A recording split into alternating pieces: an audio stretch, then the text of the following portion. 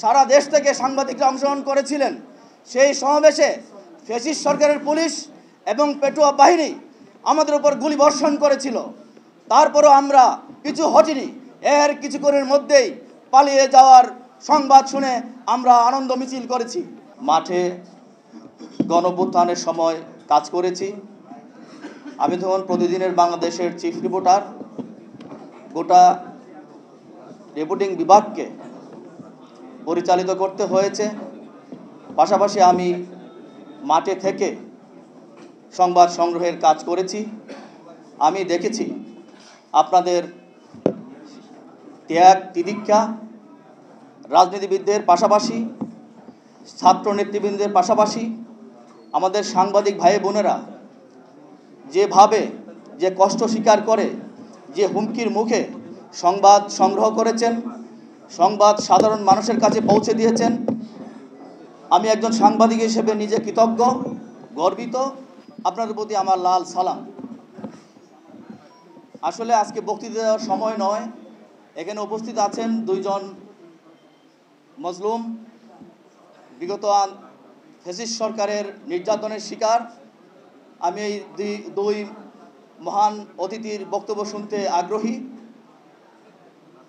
আমরা সাংবাদিকরা গণতন্ত্রের প্রতিষ্ঠার জন্য রাজনীতিবিদদের পাশে থেকে আন্দোলন সংগ্রামে অংশগ্রহণ করেছি।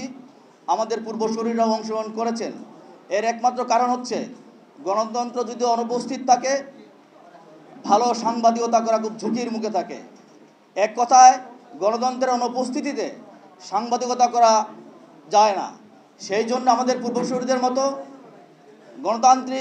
গণতন্ত্র পুনঃপ্রতিষ্ঠার আন্দোলনে বিগত 15 বছর যাবৎ বিএনপি চেয়ারপারসন বেগম খালেদা জিয়া, বিএনপির ভারপ্রাপ্ত চেয়ারম্যান জনাব তারেক রহমানের নেতৃত্বে গণতন্ত্র পুনঃপ্রতিষ্ঠার যে আন্দোলন শুরু হয়েছিল, গণতন্ত্র পুনঃপ্রতিষ্ঠার আন্দোলন চলছিল। সেই আন্দোলনের সাথে আমরা সাংবাদিকরা, আমার যে সংগঠন বাংলাদেশ ফেডারেল সাংবাদিক ইউনিয়ন, ঢাকা সাংবাদিক ইউনিয়ন সহ সারা দেশের সাংবাদিক নেতৃবৃন্দ, তাদের পাশাপাশি আন্দোলনে শরিক হয়েছি। আপনারা জানেন 5 আগস্ট যেদিন এই বিগত সরকারের পতন ঘটে, সেদিন প্রেস ক্লাবের সামনে আমাদের বিএফইউজ এবং ডিউজের একটি সমাবেশ ছিল। সেই সমাবেশে সারা দেশ থেকে সাংবাদিকরা অংশগ্রহণ করেছিলেন। সেই সমাবেশে ফ্যাসিস্ট সরকারের পুলিশ এবং পেটুয়া বাহিনী আমাদের উপর গুলি বর্ষণ করেছিল। তারপরও আমরা পিছু হটিনি। এর কিছুক্ষণের মধ্যেই পালিয়ে যাওয়ার সংবাদ শুনে আমরা আনন্দ মিছিল করেছি।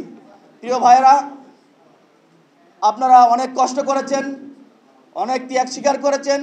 আজকে যারা বক্তব্য রেখেছেন খুবই কম। আমরা এক সময়, আমি আশা করি বাংলাদেশ জার্নালিস্ট অ্যাসোসিয়েশন সারা দেশে একটি কর্মশালা করবেন, সেখানে সবার স্মৃতিচারণ উচ্চারণ করবেন। সেই প্রত্যাশা ব্যক্ত করে আমি আমার বক্তব্য শেষ করছি।